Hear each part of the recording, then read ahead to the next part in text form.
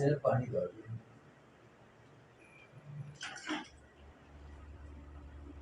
है ना।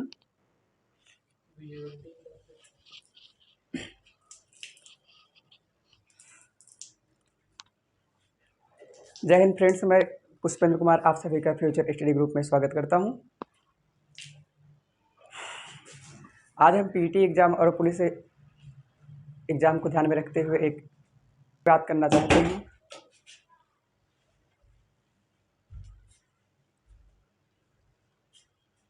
शुरू है।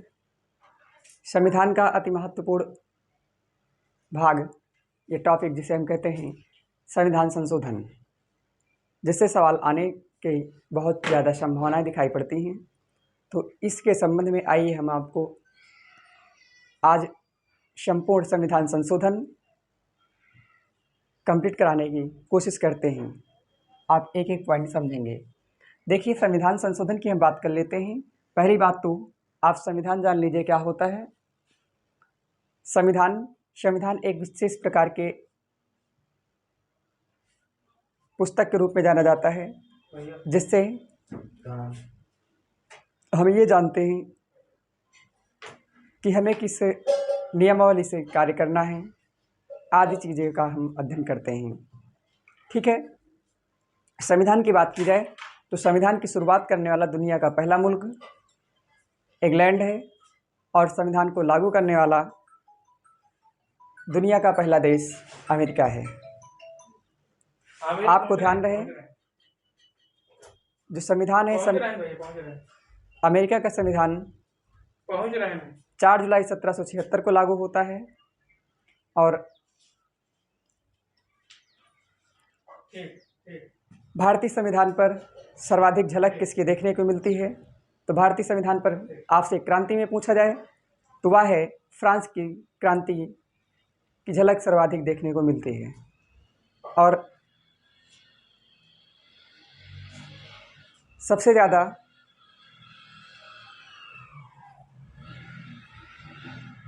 किस चार्टर एक्ट की बात की गई है संविधान में? तो संविधान में सर्वाधिक चार्टर एक्ट 1900 यानी भारत शासन अधिनियम 1935 की झलक देखने को मिलती है। तो एक नज़र हम मारते हैं। देखिए, संविधान की हम बात करते हैं। आपसे कभी पूछा जाए संविधान में जब संविधान हमारा बनकर तैयार हुआ था तो इसमें 22 भाग थे। वर्तमान में इनकी संख्या सब भाग को मिला करके इनकी संख्या 25 हो जाती है। अनुसूची की बात की जाए 8 थी, वर्तमान में अनुसूचियों की संख्या 12 हो जाती है। अनुच्छेद की बात की जाए तो 395 यानी 395 थी, वर्तमान में देखा जाए तो लगभग 450 यानी 450 प्लस आर्टिकल हैं। ध्यान रहे, संविधान की पुस्तक का वजन अगर पूछा जाए तो संविधान की पुस्तक का वजन 3.75 किलोग्राम है। संविधान को आपसे पूछा जाए किसने लिखा है तो संविधान को प्रेम बिहारी नारायण रायजादा ने इसको अपने हाथों से लिखा है। ठीक है। और इस पे बात की जाए सर्वप्रथम किसने हस्ताक्षर किए थे, संविधान बनकर तैयार हुआ तो सर्वप्रथम इस पर हस्ताक्षर बलवंत राय मेहता ने किया था। आगे बात करते हैं संविधान को बनने में कुल मिलाकर कितना रुपए खर्च हुआ। तो पहली बात तो संविधान को बनने में 2 वर्ष 11 माह 18 दिन लगे थे। और रुपए की बात करते हैं तो 63,96,729 अर्थात 63,96,729 रुपये का खर्च लगा था, जिसे लगभग 64 लाख रुपए बोल दिया जाता है। इस रुपए की बात कर लेते हैं। जो रुपए का ये सिंबल होता है, इस रुपए सिंबल को सर्वप्रथम चेन्नई में जन्मे IIT गुवाहाटी के असिस्टेंट प्रोफेसर उदय कुमार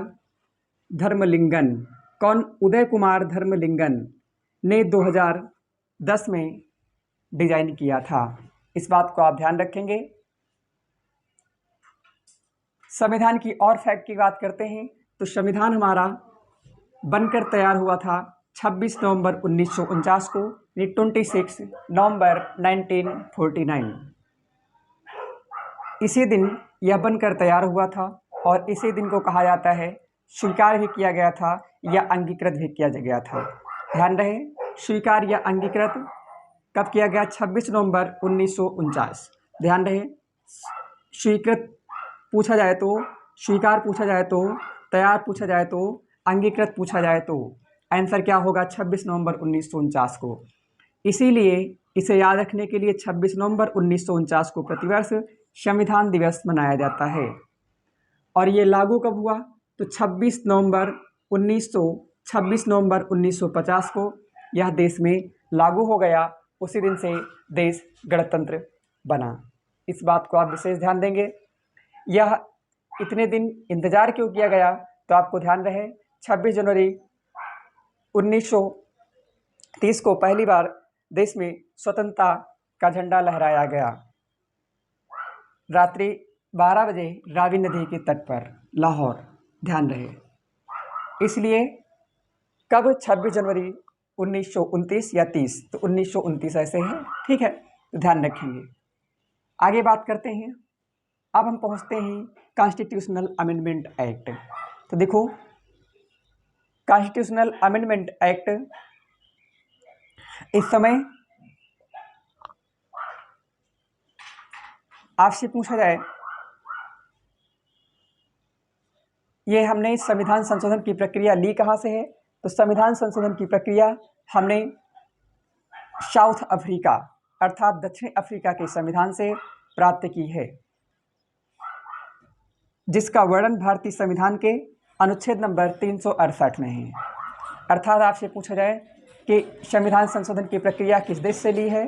तो दक्षिण अफ्रीका आएगा। किस अनुच्छेद में है? तो अनुच्छेद 368 होगा। इस बात को आप विशेष ध्यान देंगे, ठीक है। अब देखो, हम पहले संविधान संशोधन की बात करते हैं। तो प्रथम संविधान संशोधन 1951 में हुआ, जिसका संबंध लैंड रिफॉर्म अर्थात भूमि सुधार या लैंड रिफॉर्म से है। इसके अंतर्गत भारतीय संविधान में 9वीं अनुसूची जोड़ी गई। क्या जोड़ी गई? 9वीं अनुसूची जोड़ी गई। तो ध्यान रहे, आपसे अनुसूची पूछा जाए तो मूल संविधान में 8 थी, 9वीं अनुसूची जोड़ी गई, जिसका संबंध किससे है? भूमि सुधार यानी लैंड रिफॉर्म से। ये कब जुड़ी? ध्यान रहे, 1951 में। देश में पहला संविधान संशोधन कब किया गया? 1951 में। इसे आप ध्यान रखेंगे। इसी को हम जमींदारी उन्मूलन के नाम से भी जानते हैं। क्या नाम से? जमींदारी उन्मूलन के नाम से जानते हैं, जिसके अंतर्गत जमींदारों से ज़मीनें जो थी उसको लेकर लोगों में डिस्ट्रीब्यूट किया गया, ठीक है। अगला देखते हैं 7वां संविधान संशोधन, ज़्यादा इम्पॉर्टेंट है। तो 7वां संविधान संशोधन 1956 में हुआ। इसके अंतर्गत राज्य पुनर्गठन आयोग की स्थापना की गई, जिसके अध्यक्ष डॉक्टर फजल अली थे, इसलिए इसे फजल अली आयोग के नाम से भी जाना जाता है। इसने जो है रिपोर्ट प्रस्तुत की, जिसके तहत देश में 14 राज्य और 6 यूटी कहे तो केंद्र शासित प्रदेश की सिफारिश की गई। ध्यान रखेंगे, राज्य पुनर्गठन आयोग के अध्यक्ष कौन थे? डॉक्टर फजल अली, ठीक है। ये कब संबंधित है? तो 1956। किस संविधान संशोधन के तहत है? तो 7वें संविधान संशोधन, ठीक है। इसके तहत कितने राज्य बने थे? तो ध्यान रहे 14 राज्य बने थे और 6 केंद्र शासित प्रदेश बने थे, ठीक है। अगला आएगा 13वां संविधान संशोधन का संबंध किससे है? 13वें संविधान संशोधन का संबंध नागालैंड से है। नॉर्थ ईस्ट स्टेट्स नागालैंड, ठीक है। तो नागालैंड की हम बात कर लेते हैं। इसकी राजधानी कोहिमा है और जो नागालैंड है इसका गठन 1963 में हुआ है। 1963 में हुआ है, अर्थात भारत चाइना युद्ध के पश्चात। और बात करेंगे 21वां संविधान संशोधन, तो यह ज़्यादा ही इम्पॉर्टेंट है, ध्यान रहे। तो हमारे जब देश में 14 राज्य थे, तो 14 राज्य के आधार पर 14 भाषाएं थी भारतीय संविधान में। भारतीय संविधान में पूछा जाए आपसे भाषाओं का वर्णन कहाँ है, तो भारतीय संविधान के 8वीं अनुसूची में 22 भाषाओं का उल्लेख है। वर्तमान में मूलतः 14 भाषाओं का वर्णन था।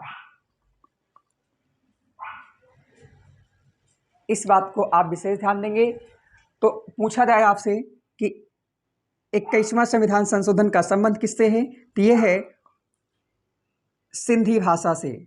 अर्थात 21वां संविधान संशोधन 1967 के तहत देश में 15वीं भाषा सिंधी को भारतीय संविधान की 8वीं अनुसूची में जोड़ा गया। ध्यान रहे, भारतीय संविधान की 8वीं अनुसूची में 15वीं भाषा के रूप में कौन किसे स्थान दिया गया, सिंधी को दिया गया। 1967 में कौन संविधान संशोधन 21, ठीक है, कॉन्स्टिट्यूशनल अमेंडमेंट एक्ट। और आपसे कभी पूछा जाए जो है सिंधी का जन्म किससे हुआ है, सिंधी का जन्म ब्रांचल अपभ्रंश से हुआ है। किससे हुआ, सिंधी का जन्म आपका ब्रांचल अपभ्रंश से हुआ है। कभी आपसे लहंदा और पंजाबी पूछा जाए तो वह पैसाजी अपभ्रंश से हुआ है, ठीक है। उसके बाद आपके लिए बड़ा इंपॉर्टेंट बन जाता है 42वां संविधान संशोधन। कौन सा, 42 कॉन्स्टिट्यूशनल अमेंडमेंट एक्ट, ठीक है। 42वां संविधान संशोधन, पहला सवाल तो है 42वां संविधान संशोधन हुआ कब था, 1976 अर्थात 1976 में। 42वां संविधान संशोधन 1976 में हुआ। इस समय जो है प्रधानमंत्री इंदिरा गांधी होती हैं, श्रीमती इंदिरा गांधी। इसलिए इन्होंने बहुत सारे संविधान संशोधन किए और इसके तहत बहुत सारी चीज़ें संविधान में जोड़ी गई, बहुत सारी चीज़ें संविधान में जोड़ी गई। देखिए क्या क्या, तो इसमें पहली बात तो शिक्षा का अधिकार यानी शिक्षा पाने का अधिकार जोड़ा गया, पहली बात इसमें तो, ठीक है। इसके अंतर्गत जो शिक्षा है, शिक्षा पहले राज्य सूची का विषय हुआ करता था, इसे जो है समवर्ती सूची बनाया गया। तो ध्यान रखेंगे, शिक्षा, वन, वन्यजीव, मापतौल, इन सभी को राज्य सूची से हटाकर समवर्ती सूची में शामिल किया गया। और इसी समय भारतीय संविधान की जो प्रस्तावना है, भारतीय संविधान की प्रस्तावना में भी संशोधन किया गया, भारतीय संविधान की प्रस्तावना में भी संशोधन किया गया। आप ध्यान रखेंगे।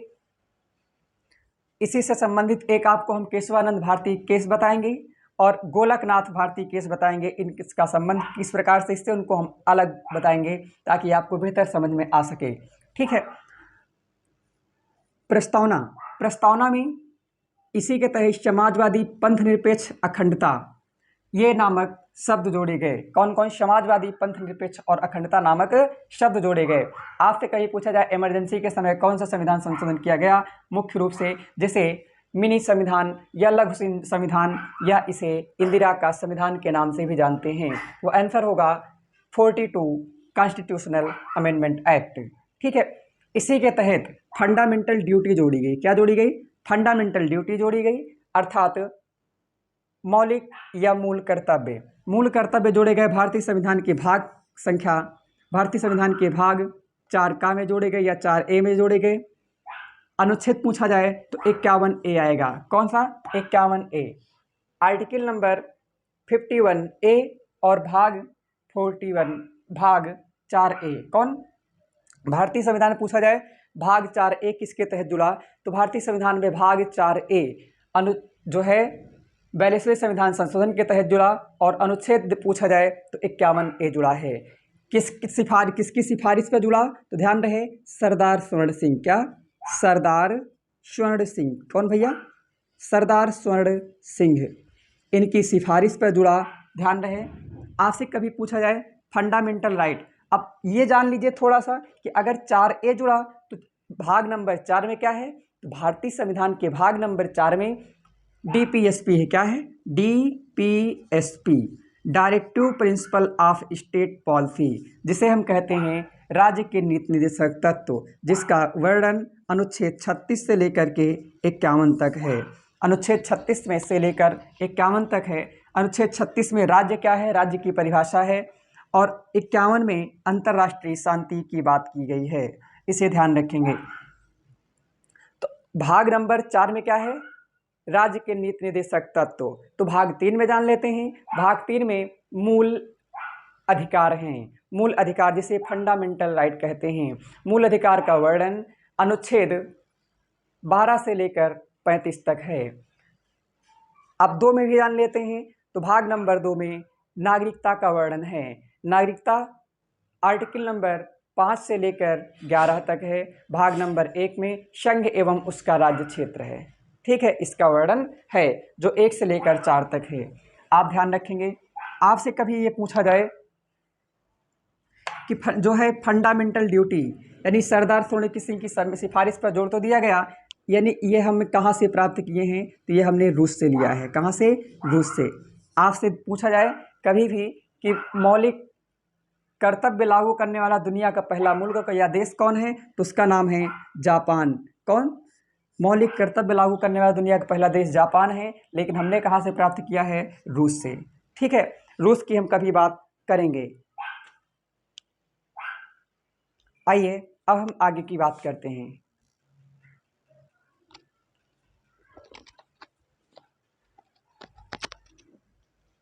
आइए आगे समझते हैं। देखिए, अभी मैंने सीखा 42वां संविधान संशोधन। अब देखते हैं 44वां संविधान संशोधन। 44वां संविधान संशोधन के अंतर्गत आपके लिए इम्पॉर्टेंट पॉइंट क्या है? पहली बात तो 44वां संविधान संशोधन कब हुआ? 1978। 42वां संविधान संशोधन याद रखेंगे 1976। 44वां संविधान संशोधन 1978। ध्यान रखेंगे इस समय आपके प्रधानमंत्री मोरारजी देसाई हैं, और मोरारजी देसाई ऐसे पहले व्यक्ति हैं जिनका संबंध गैर कांग्रेसी हैं, अर्थात बिना गैर कांग्रेसी पार्टी के प्रथम प्रधानमंत्री मोरारजी देसाई हैं, और इनका संबंध जनता पार्टी से है। किससे? जनता पार्टी से है। ध्यान रखेंगे इनके समय में जो आपका संपत्ति का अधिकार एक हुआ करता है, सातवां मौलिक अधिकार संपत्ति का अधिकार, संपत्ति का अधिकार को मौलिक अधिकार से हटा करके लीगल राइट यानी विधिक अधिकार बना दिया गया। लीगल राइट अर्थात विधिक या कानूनी अधिकार बना दिया गया। तो ध्यान रहे, विधिक या कानूनी अधिकार संपत्ति का अधिकार को कब बनाया गया? 1978 में बनाया गया। ठीक है, और इसे हटा करके अनुच्छेद नंबर 300 का में रखा गया। कहाँ रखा गया? अनुच्छेद नंबर 300 का में। तो यह इम्पोर्टेंट फैक्ट है कि 44वें संविधान संशोधन के अंतर्गत मौलिक संपत्ति का अधिकार को मौलिक अधिकार से हटाकर कानूनी या लीगल अधिकार या विधिक अधिकार बनाया गया, और इसे उठाकर अनुच्छेद 300 का में रख दिया गया। 300 का या 300A में रखा गया। ध्यान रखेंगे। अगला 52वां संविधान संशोधन। 52वां संविधान संशोधन जो है 52वां संविधान संशोधन, इसे आप ध्यान देंगे। जो 52वां संविधान संशोधन है यह 1985 में हुआ है। 52वां संविधान संशोधन कब हुआ? 1985 में हुआ। इसके तहत क्या किया गया? तो दल बदल कानून लाया गया। जिस दल बदल कानून, देखो दल बदल कानून का मतलब क्या है? ये राजीव गांधी के समय में लाया गया।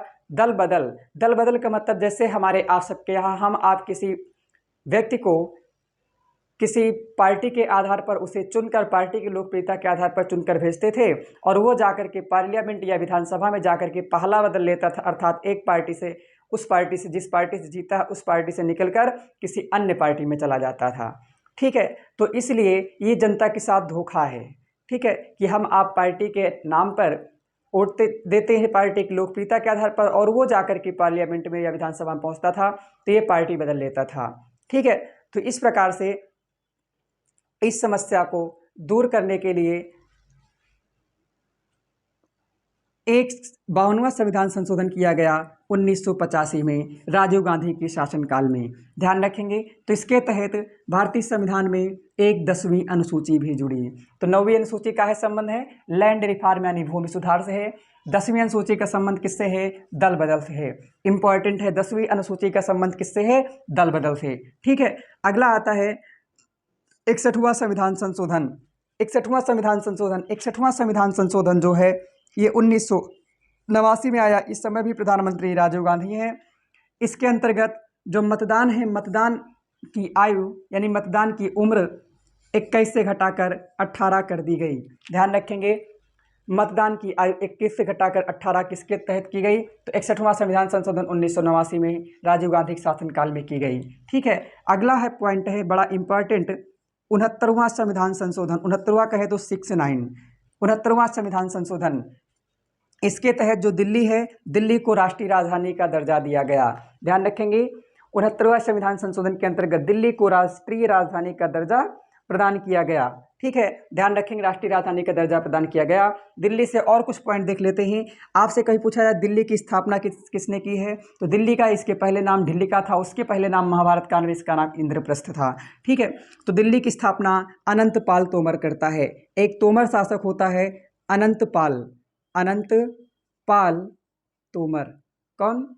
अनंतपाल तोमर ने दिल्ली की स्थापना की है, इसे आप ध्यान रखेंगे। नई दिल्ली पूछा जाए तो एडवर्ड लुटियन और जॉन ब्रेकर, इस बात को ध्यान रखेंगे। आपसे पूछा जाए दिल्ली को भारत की राजधानी कलकत्ता से कब बनाया गया, तो ध्यान रखेंगे पहले भारत की राजधानी कोलकाता हुआ करती थी। ठीक है, कोलकाता हुआ करती थी, जिसे 1911 जॉर्ज पंचम जब भारत आया, दिल्ली आया था, तो जॉर्ज पंचम के आगमन पर इसे 1911 में कहा गया कि अब भारत की राजधानी कलकत्ता के स्थान पर दिल्ली रहेगी, इसकी घोषणा कर दी गई।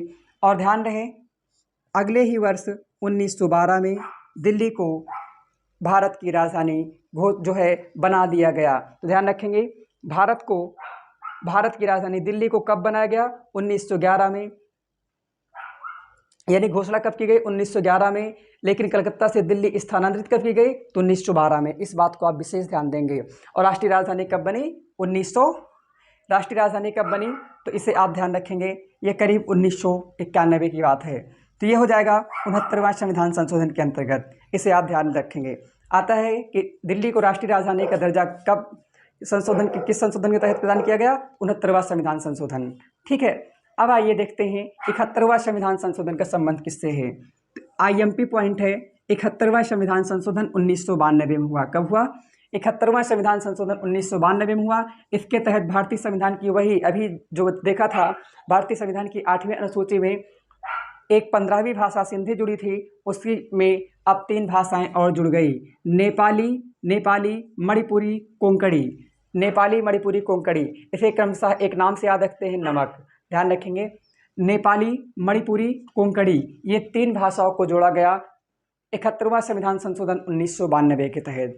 ठीक है, और ये क्रमशः 16वीं, 17वीं और 18वीं भाषा बन गई। इस बात को आप विशेष ध्यान देंगे।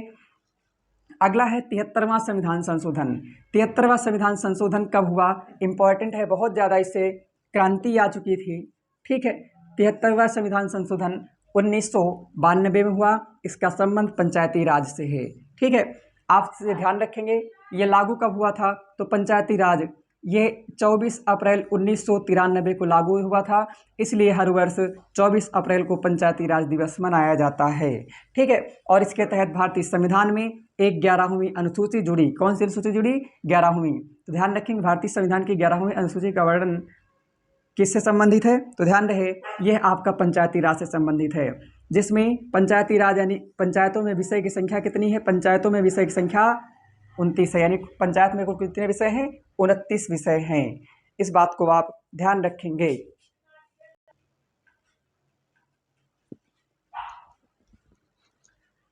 देखो ध्यान दें, पंचायती राज, देखो पंचायती राज का जो आज सफ़र देखने को मिलता है, यह पंचायती राज का सफ़र बहुत ही आसान नहीं रहा। ठीक है, यह काफ़ी बड़ा जोखिम भरा रहा, जिनमें से आप ध्यान देंगे पंचायती राज को बनने के लिए कुछ विशेष समितियां बनाई गई थी, जिन्होंने अपनी अपनी रिपोर्ट प्रस्तुत की, अर्थात अपनी अपनी सलाह दी थी कि इसका स्वरूप क्या होना चाहिए। तो देखो आपसे इम्पॉर्टेंट है, बड़ी परीक्षाओं के लिए सन पूछे जाते हैं, मिलान में पूछ लिए जाते हैं। आपसे पूछा जाए कि हमारी पंचायती राज व्यवस्था किस तर्ज पर आधारित है, ध्यान रहे बलवंत राय मेहता समिति के आधार पर आधारित है।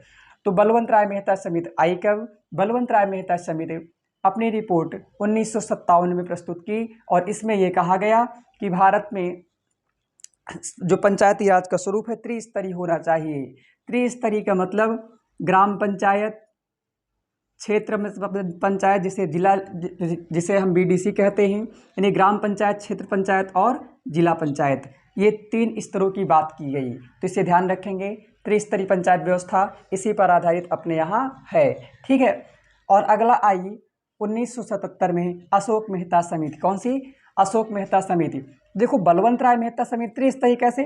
बलवंत राय मेहता, इनके नाम में 3 शब्द समझ जाएंगे, त्रिस्तरीय। अशोक मेहता 2 शब्द है तो ये है द्विस्तरीय। कौन सी? तो अशोक मेहता समिति जो है द्विस्तरीय पंचायती व्यवस्था पर आधारित थी। इन्होंने कहा कि 2 स्तर पर होना चाहिए, जो ये क्षेत्र पंचायत है इसका संबंध कुछ नहीं होना चाहिए। ठीक है।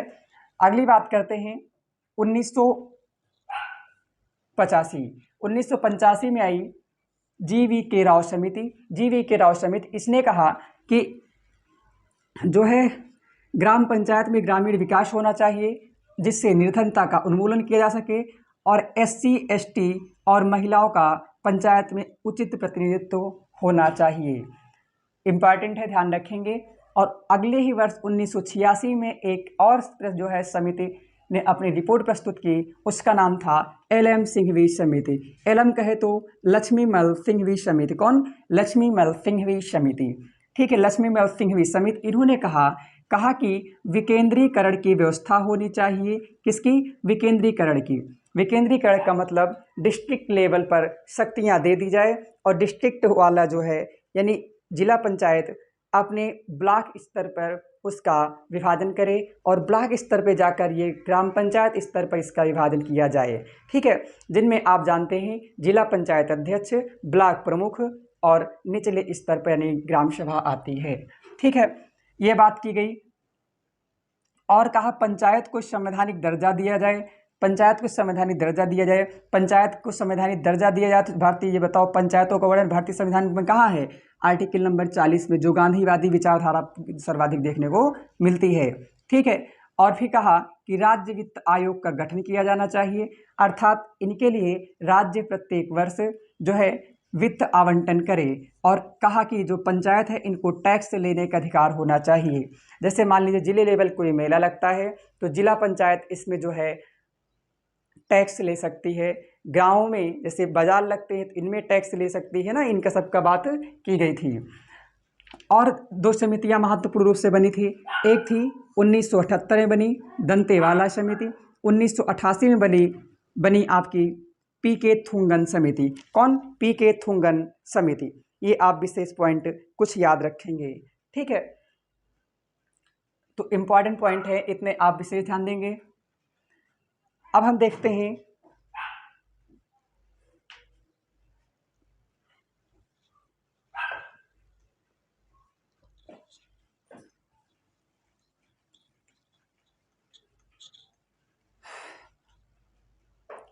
86वां संविधान संशोधन। कौन सा? 86वां संविधान संशोधन कहे तो 86 अमेंडमेंट एक्ट। कौन सा? 86वां कॉन्स्टिट्यूशनल अमेंडमेंट एक्ट। 86वां संविधान संशोधन ये हुआ 2002 में। बहुत ज़्यादा इम्पॉर्टेंट है। तो 86वां संविधान संशोधन कब हुआ? 2002 में। इसके तहत भारतीय संविधान में आर्टिकल नंबर 21A जोड़ा गया। क्या जोड़ा गया? इसके तहत भारतीय संविधान में आर्टिकल 21A जोड़ा गया। तो आर्टिकल 21A ये जोड़ा गया। आप विशेष ध्यान देंगे। आर्टिकल 21 जोड़ा गया अर्थात मौलिक अधिकार। ठीक है। इसमें क्या कहा गया कि निःशुल्क शिक्षा का अधिकार होना चाहिए। निःशुल्क शिक्षा का अधिकार, देखो इसे समझो आप। निःशुल्क शिक्षा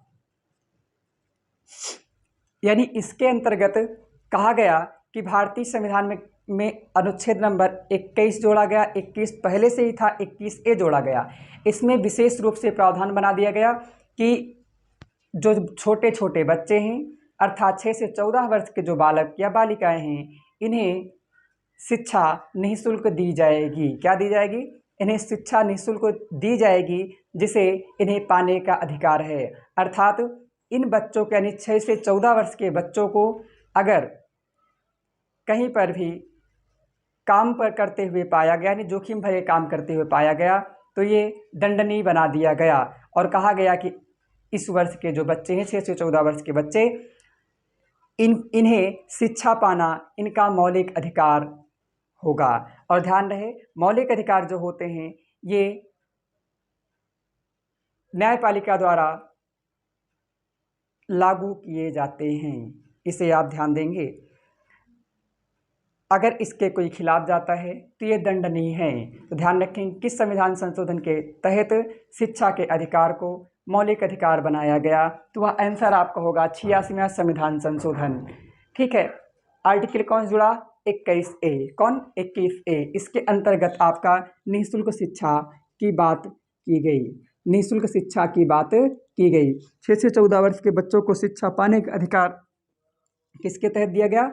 तो 86वां संविधान संशोधन 86वां संविधान संशोधन 2002। कब? 86वां संविधान संशोधन 2002।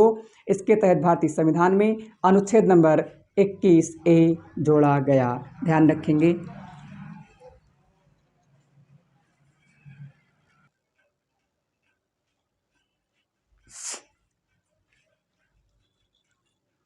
तो निःशुल्क शिक्षा का अधिकार हो गया। ठीक है, और इसी के तहत यानी 86वें संविधान संशोधन के तहत ही भारतीय संविधान में अभी मैंने सीखा था कि 10 मौलिक कर्तव्य थे। तो 10 मौलिक कर्तव्यों में से एक और मौलिक कर्तव्य जोड़ा गया जिसे हम 11वां मौलिक कर्तव्य कहे। इसमें कहा गया कि 6 से 14 वर्ष के बच्चों को 21A में जोड़कर कहा गया कि शिक्षा पाने का अधिकार है। तो शिक्षा कैसे पाएंगे? अभिभावक थे, इनके लिए कहा गया कि ये लोग, इनका ये कर्तव्य होगा कि 6 से 14 वर्ष के जो बच्चे हैं इन्हें शिक्षा पाने का ये अवसर प्रदान करें। ध्यान रहे, 21A में कह दिया गया कि शिक्षा पाने का अधिकार इनका फंडामेंटल राइट है, यानी मौलिक अधिकार है। और फिर कहा गया अभिभावक जो हैं ये सभी 6 से 14 वर्ष के बच्चों को शिक्षा पाने के अवसर प्रदान करेंगे। ये मौलिक कर्तव्य बन गया। तो वर्तमान में मौलिक कर्तव्यों कितने हैं? आंसर आपके हो जाएगा 11। इसे आप विशेष ध्यान देंगे, बहुत ज़्यादा इम्पॉर्टेंट है। अगला है 89वां संविधान संशोधन। कौन सा? 89th constitutional amendment act. ये 2003 में हुआ। देखो, पहले से भारतीय संविधान में अनुसूचित जनजाति आयोग की बात की गई थी। अनुसूचित जनजाति आयोग, इसे हम इंग्लिश में कहेंगे national commission for scheduled caste. ठीक है क्या? National commission for schedule caste, national commission for schedule caste, अर्थात अनुसूचित जाति आयोग। अनुसूचित जाति आयोग ये जो है भारतीय संविधान के अनुच्छेद नंबर 338 में है। इम्पॉर्टेंट है, वेरी इम्पॉर्टेंट है ये आर्टिकल। ठीक है, तो इसमें अनुसूचित जात की बात थी लेकिन अनुसूचित जनजात की बात नहीं की गई थी। तो 89वां संविधान संशोधन करके 2003 में एक नया अनुच्छेद जोड़ा गया 338A। इसमें कहा गया कि अब जो है अनुसूचित जनजाति जो है इनके लिए भी एक नया आयोग होगा, अर्थात इसके लिए जोड़ा गया अनुसूचित जनजाति आयोग, national commission for scheduled tribe. क्या होगा? National commission for scheduled tribe. ठीक है, तो ध्यान रखेंगे अनुसूचित जाति आयोग का वर्णन कहाँ है? अनुसूचित नेशनल, ध्यान रखेंगे अनुसूचित जाति आयोग का गठन का प्रावधान कहाँ है? अनुच्छेद नंबर 338 में। लेकिन अनुसूचित जनजाति आयोग का गठन का प्रावधान कहाँ है? अनुच्छेद नंबर 338A। किसके तहत जुड़ा? 89वां संविधान संशोधन 2003 के तहत जुड़ा। ठीक है, अगली बात करेंगे 91वां संविधान संशोधन। 91वां संविधान संशोधन 2003। ध्यान रखेंगे 91वां संविधान संशोधन 2003, इसके तहत मंत्रिपरिषद का आकार निर्धारित किया गया। देखो, पहले ये था कि देश में चुनाव होते थे तो लोग यानी पार्टियां अपने बहुत ही खास व्यक्तियों को, सबको मंत्री लगभग बनाने की कोशिश करते थे। लेकिन इसके तहत भारतीय संविधान में 91वां संविधान संशोधन कर दिया गया और कहा गया जो मंत्रिपरिषद होगी, मंत्रिपरिषद का आकार क्या होगा? तो कहा गया जितनी टोटल सीटें हैं, टोटल सीटों का मात्र 15% ही सदस्य मंत्री बन पाएंगे। कितने? टोटल सीटों का मात्र 15% लोग ही मंत्री बन पाएंगे। यानी अगर कहीं किसी भी क्षेत्र में अगर 100 सदस्य हैं तो उसमें से मात्र 15 ही सदस्य जो होंगे जो मंत्री बन पाएंगे। इसे आप विशेष ध्यान देंगे। ठीक है, तो ये मंत्रिपरिषद का आकार किसके तहत निश्चित किया गया? 91वां संविधान संशोधन 2003 के तहत। ठीक है, लोकसभा और राज्यसभा में मंत्रिपरिषद का आकार मात्र 15% रखा गया। अपवाद में दिल्ली के लिए 10% है। कितना? दिल्ली के लिए 10% है। इसे आप विशेष तौर से याद रखेंगे। ठीक है, दिल्ली में कभी कभी पूछ लेता है विधानसभा सदस्यों की संख्या कितनी है, यानी सीट या सदस्य, तो आंसर होगा 70। कितने? 70। अर्थात समझ सकते हो कितने मंत्री होंगे? 7 मंत्री होंगे। ठीक है, मंत्रिपरिषद का उल्लेख कहाँ है? तो भारतीय संविधान के अनुच्छेद नंबर 74 में मंत्रिपरिषद का उल्लेख है। और प्रधानमंत्री का उल्लेख कहाँ है? अनुच्छेद नंबर 75 में प्रधानमंत्री की नियुक्ति की बात की गई है। अनुच्छेद नंबर 76 में क्या है? अनुच्छेद नंबर 76 में महान्यायवादी की बात की गई है। ठीक है, चलो आगे देखते हैं। 92वां संविधान संशोधन 2002, इसके तहत भारतीय संविधान में क्रमशः 4 भाषाएं जोड़ी गई। 19वीं, 20वीं, 21वीं, 22वीं। ठीक है, ध्यान रहे पहली भाषा कब जुड़ी, यानी 15वीं भाषा कब जुड़ी? तो सिंधी जुड़ी 1967 में 21वां संविधान संशोधन, और 1992 में 71वां संविधान संशोधन के अंतर्गत नेपाली, मणिपुरी, कोंकणी जुड़ी, और 92वां संविधान संशोधन 2003 में 4 भाषाएं और जुड़ी। बोडो, मैथिली, संथाली, डोगरी। बोडो, मैथिली, संथाली, डोगरी 4 भाषाएं और जुड़ी। इस प्रकार से 14 पहले से थी, 1 बाद में जुड़ी, 3 बाद में जुड़ी, 4 बाद में जुड़ी। इस प्रकार से इनको जोड़ेंगे, टोटल हो जाएंगी 22 भाषाएं। कितनी भाषाएं? 22 भाषाएं। ठीक है, अगला है 97वां संविधान संशोधन 2011। 97वां संविधान संशोधन 2011, इसका संबंध सहकारी समितियों से है। सहकारी समितियों से आप इतना ही से याद रखेंगे। और आगे देखते हैं, अब इम्पॉर्टेंट है आपके लिए 99वां संविधान संशोधन। तो ध्यान रहे, एससी आयोग 1938, एसटी आयोग 1938A। ठीक है, ध्यान रखेंगे। अगला देखेंगे 99वां संविधान संशोधन। कौन सा? 99वां संविधान संशोधन।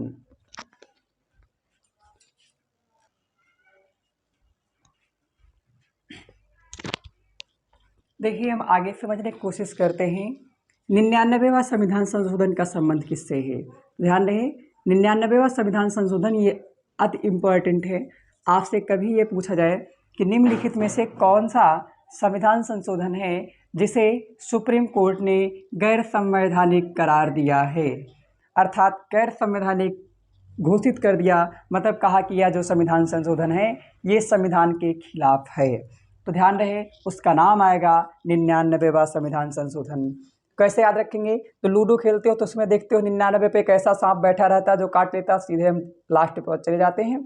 ठीक उसी प्रकार से 99वां संविधान संशोधन जिसे जो है सुप्रीम कोर्ट ने काट दिया, अर्थात सुप्रीम कोर्ट ने कहा कि भैया ये गैर संवैधानिक है। याद रखिएगा, हाँ याद रहना चाहिए कि 99वां संविधान संशोधन ऐसा है जिसे सुप्रीम कोर्ट ने काट लिया तो खत्म ही हो गया। ठीक है, इसे ध्यान रखेंगे। तो 99वां संविधान संशोधन ऐसा है जिसे सुप्रीम कोर्ट ने गैर संवैधानिक करार दिया। इसमें था क्या? तो देखो, इसमें जो है सरकार ने ये किया था कि एक कॉलेजियम सिस्टम होता है। कॉलेजियम सिस्टम मतलब जो सर्वोच्च न्यायालय के मुख्य न्यायाधीश है ना, इनको जो है कहा गया था कॉलेजियम सिस्टम के अंतर्गत इसमें जो है न्यायाधीशों की बात को माना जाता है। यानी मुख्य न्यायाधीश किसे अगला मुख्य न्यायाधीश बनाना है, अगर वह उसका निर्णय यानी लेना अनिवार्य होता है।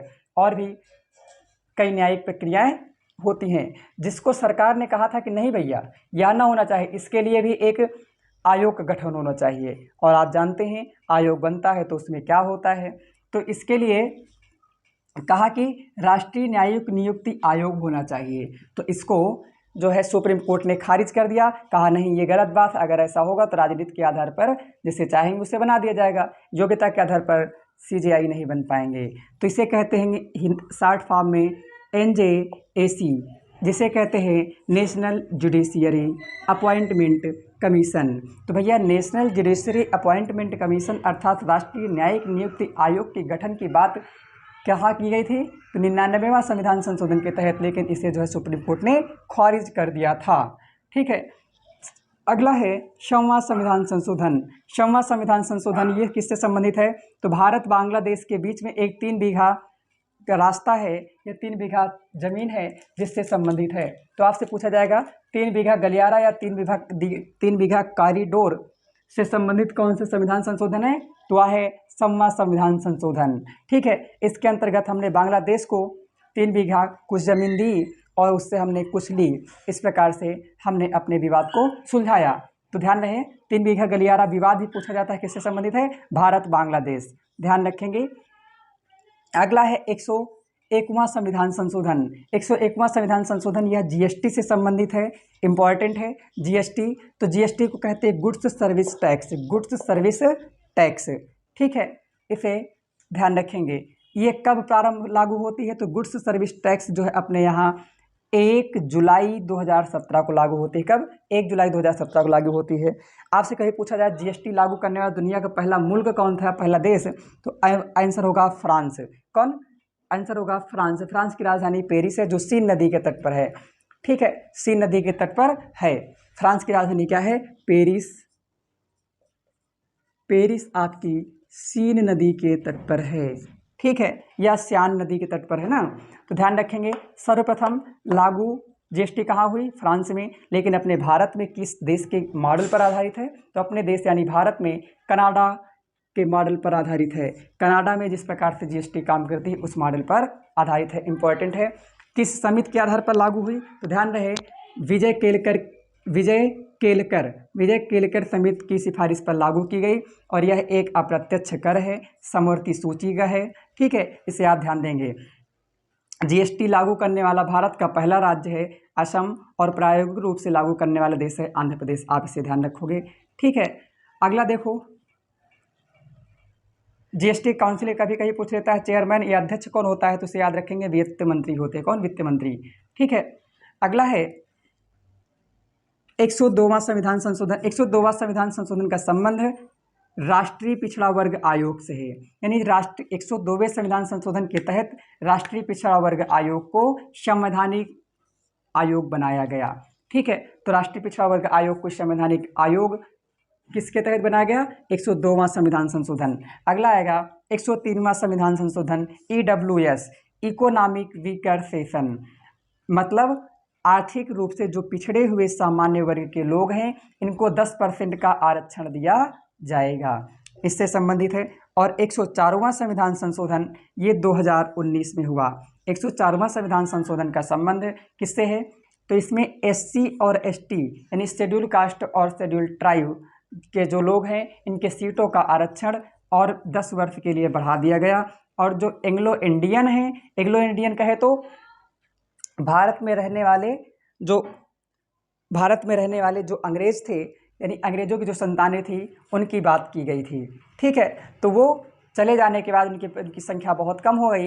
तो इस प्रकार से जो लोकसभा में 2 प्रतिनिधित्व होते थे और विधानसभा में 1 होते थे, इन्हें समाप्त कर दिया गया। किसके तहत? 104वां संविधान संशोधन के तहत।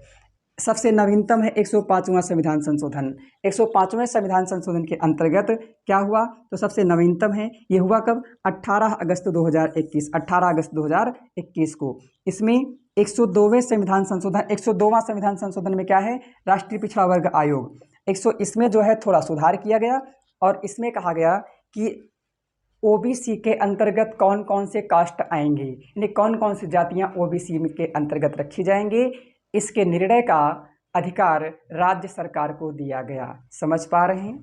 मतलब कि OBC में किसे रखा जाए, किस जाति को रखा जाए, किसे नहीं रखा जाएगा, इसके निर्णय का अधिकार राज्य सरकार को दे दिया गया। ध्यान रहे यह 2005 के अंतर्गत, मतलब कि 105वां संविधान संशोधन के अंतर्गत है। ठीक है, एक सवाल यहाँ से आपके ये समाप्त होते हैं और हम उम्मीद करते हैं आपको बेहतर समझ में आया होगा कि संविधान संशोधन क्या है और संविधान संशोधन की प्रक्रिया कैसे होती है। ठीक है, ये आपको बेहतर समझ में आया होगा। अब तक के कितने हुए हैं तो ध्यान रहे, अब तक कुल मिलाकर के 105 संविधान संशोधन हुए हैं, लेकिन आपको ध्यान रहे 105 इसमें आप 22 जोड़ दोगे तो जितना भी आएगा 5 2 7 और 2 ये पूछा जाए आपसे तो ध्यान रहे कुल मिलाकर के 127 जो है विधेयक आ चुके हैं, जिनमें से 22 विधेयक पास नहीं हो पाए हैं। 22 विधेयक पास नहीं हो पाए, इसे डाटा को आप याद रखोगे। ठीक है, तो हम उम्मीद करते हैं आपको ये बेहतर समझ में आया होगा और आप यदि समझ में आया है तो आप वीडियो को अधिक से अधिक लाइक शेयर कमेंट सब्सक्राइब जरूर करेंगे और हम जल्द ही आप सबके लिए एक समय अवधि निश्चित करेंगे जिसके अंतर्गत लाइव क्लासेज चलेंगी। धन्यवाद।